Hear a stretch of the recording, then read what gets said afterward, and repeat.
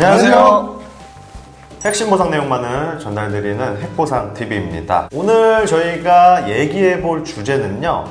저번 영상에서 자격증, 손해사정사 자격증에 대해서 좀 얘기를 드렸었죠. 이제 손해사정사 자격증 취득 후 취업을 실제로 하셨을 때 우리 그 독립손해사정사나 위탁 서베이 손해사정사들은 어떤 근무 환경을 갖추고 있는지에 대해서 심층적으로 좀 나같이 공개하려고 합니다. 각 문화별로 좀 비교를 해보고 내 스타일이랑 어디가 맞는지를 좀 한번 고민을 해보셔야 될 것 같아요. 그래서 가벼운 마음으로 좀 들어주셨으면 좋겠습니다. 네. 자, 그러면 제가 홍영한테 한 가지 좀 질문을 드릴 건데요. 우리 손해사정사가 장난치지 마세요. 네. 손해사정사가 이 자격증 취득 후 취업 방향이 어떻게 되는지 다시 한번 좀 짚어주셔야 될 것 같아요.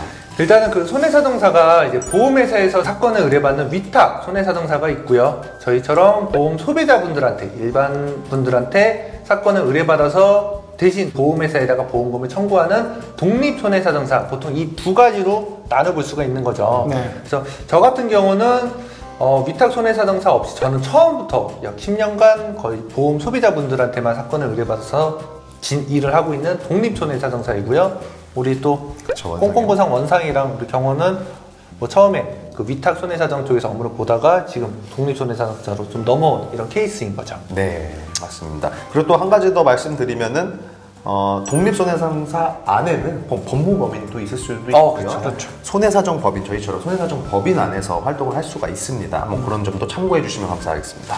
이제부터 좀 할 말이 많으실 것 같은데 우리 원상이 형한테 좀 물어보도록 하겠습니다. 서베이의 경력이 어느 정도 되셨죠? 저는 한 10년 했죠, 서베이. 10년. 네. 그럼 이제 우리 그 손해사정사 자격증 취득하시는 분들이 가장 궁금해할 게 근무 분위기예요, 사실. 이것도 좀 말씀해 주세요. 이것도 사실 케이스 바이 케이스긴 해요. 사무실 분위기에 따라서도 경력직이 얼마나 많냐, 신입들이 얼마나 많냐, 회사의 규모가 얼마나 크냐에 따라 다 틀리긴 한데 제가 예전에 있었던 이제 법인 기준으로 그냥 말씀드릴게요. 저는 제가 체감한 부분이니까. 그 법인은 이제 서베이, 우리가 일명 현장조사 업체라고 말하는 이 서베이 중에서 가장 컸어요. 가장 대규모였고 정지사가 제일 많았고 인원도 가장 많았고.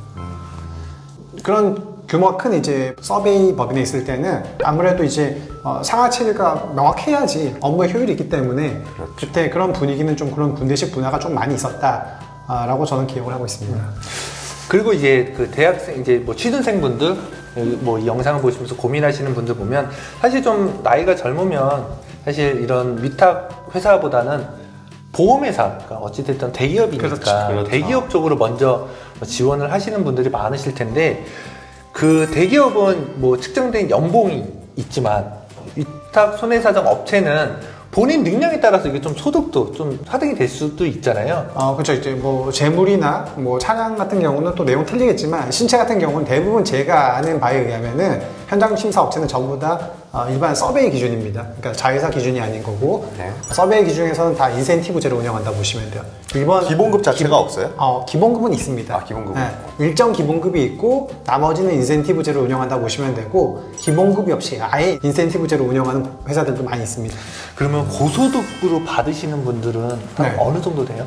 제가 했을 때는 지금도 마찬가지일 거예요. 정말 사건들 많이 처리하시고 이런 분들 보면은 월에 월천 이상 가져가시는 분들도 있으시더라고요. 굉장히 많이 가죠. 그러니까 굉장히 진짜 물론 업무도 많이 하시고 굉장히 힘드실 거예요. 근데 소득도 그만큼 벌어가시는 분들 많이 있으세요. 그러면 보통 이제 이런 대기업 일반 보험회사에 만약에 취업을 하게 되면 연봉이 보통 어느 정도 돼요? 자회사 기준으로 말씀드리면은 이거 대회비라서 저 끌려갈 수도 있는데 죄송한데 비슷비슷합니다.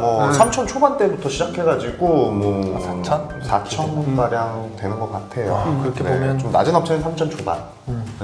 제가 있었던 데는 4천. 이 정도로 조용하게 말씀드릴게요. 그러면 이제 어찌됐든 능력에 따라서 서베이 업체가 더 고소득이 될 수도 있는. 그럼요. 선택은 본인의 자유니까요. 본인이 이제 이 일을 잘할 수 있을 것 같다. 나는 이제 일하는 만큼 능력에 대해서 이제 인정을 받고 싶다라고 하면은 뭐 현장 심사 업체든 지금 저희처럼 독립사정업계든 뭐 이런 식으로 선택하셔도 좋을 것 같아요. 그럼 홍영한테 좀 묻고 싶은 거는 이렇게 우리 그 서베이 근무 환경이라든가 문화라든가 이런 걸 말씀해 줬는데 독립순사는 좀 어때요? 독립순사는 일단은 제가 가장 중요시하는 워라밸이죠. 아, 워라밸. 엄청 나시더라고요. 이게 들어오니까 몰라요. 뭐 일단 우리 회사 일단은- 분위기를 한번 좀 설명을 해주세요. 일단 독립손해사정 이런 회사는 대부분 회사는 기본급이 없습니다. 그리고 100% 거의 인센티브제이기 때문에 일단 회사에서 타치하는 것도 사실상은 거의 없죠. 그리고 영업 활동을 하면서 사건은 또 이렇게 위임을 받고 해야 되기 때문에 외부 활동도 그만큼 굉장히 많아서 뭐 몇 시까지 출근을 하고 몇 시까지 퇴근, 뭐 몇 시까지 일하고 퇴근하라 이런 부분이 전혀 거의 없죠. 뭐 일부 회사도 있을 수는 있겠지만 저희 회사는 없습니다. 어쨌든 뭐 이런 독립손해사정사나 서베이 업체에 대해서 조금 말씀을 드려봤는데 이 분위기가 뭐 다 어디나 다 적용을 할 수 있는 건 아닙니다. 각각 서베이 업체도 저희 그 독립손사와 같은 문화를 가진 데도 있고요. 그리고 뭐 자유가 많은 데는 또 그만큼 큰 책임이 따르는 거 아니겠습니까? 네, 그러니까 잘 참고하셔가지고 취업하시는 데 도움이 되셨으면 좋겠습니다. 네. 그래서 하신 말씀 있나요? 네. 저는 그래도 또 고민하시는 분들을 해서 한번 조금 더 말씀을 드리면 이게 워낙 자유로우니까 독립손해사정사 쪽으로 좀 생각하시는 분들이 조금 요즘에는 좀 많이 계신 것 같으신데 일단은 급여 부분도 자유롭다는 거 그쵸. 기본급이 없어서 그 부분도 조금 고민을 한번 하셔야 되시고 그리고 의기투합해서 왔다가 그 영업이 잘 안 되셔 가지고 다시 서베이로 돌아가시는 분들도 많이 봤어요. 맞습니다. 그리고 이게 회사를 보면 어찌됐든 좀 고소득 이런 쪽으로 계신 분들은 그렇게 많지가 않아요. 사실상은 평균적으로 보면 일반 직장인 분들의 평균 이하가 한 50% 이상 맞아요. 전 더 되는 정도로 것 같아요. 맞아요. 조금 더 과장돼서 얘기하면 한 상위 한 30-40% 정도가 평균 급여 이상이 되시는 분들이고 나머지는 조금 영업 활동이 좀 어려워서 좀 소득 부분이 잘 안 올라오시는 분들도 많이 계세요. 그래서 그 부분도 조금 많이 고민을 하셔야 되겠다라고 말씀을 드리고 싶어요. 영업이 더 중요한 거죠. 네. 그리고 저도 추가해서 좀 말씀드리고 싶은 게 취준생 분들한테 좀 이제 말씀드리고 싶은 부분인데 그쵸? 지금 홍영이 말씀하신 거랑 거의 비슷한 내용이긴 한데 독립손해사정계로 가면 돈 많이 벌 것이다. 나 영업 잘할 수 있다. 이렇게 생각하고 오셔가지고 많이 후회하시는 분들이 많잖아요. 그렇기 때문에 저는 좀 뭐 이렇게 표현하면 맞을지 모르겠지만 이제 AM을 부리려고 하면 FM이 좀 기본이 돼야 된다. 그쵸. 그렇기 때문에 전반적인 손해사정 업무는 이제 보험사 위탁법인에서 많이 배우시는 게 전 좋다고 생각해요, 사실. 맞습니다. 저도 그렇고 이제 호재도 그렇고 뭐 수년간을 이제 그쪽 업계에서 일하고 사실상 어떻게 업무가 돌아가는지 파악을 한 다음에 그 다음에 이렇게 이제 보험 소비자 편에서 일하는 것도 나쁘지 않다고 생각을 하거든요. 사실상 그쪽 업계에서 계시면은 선배들한테 배울 점들이 굉장히 많습니다. 업무라든지 뭐 인간관계라든지 여러 부분들 좀 알고 업무하시는 게 본인의 업무 역량을 또 올리시거나 이제 그게 소득으로 이행되는데 굉장히 크게 역할을 할 거기 때문에 취준생 여러분들 좀 그런 점을 조금 고려하셔가지고 좀 생각하셨으면 좋겠다고 저는 생각을 합니다. 네. 네. 이렇게 일단 뭐 다 정리를 해봤고요. 우리 일단 뭐 취업 준비생들이라든가 뭐 현재 자격증을 취득하고 취업을 정하고 계신 분들께 이 영상이 좀 도움이 되었으면 좋겠습니다. 자, 오늘도 이렇게 이 자리에서 마무리하고요. 네. 다음번에는 더 재미난 주제로 또 돌아오도록 하겠습니다.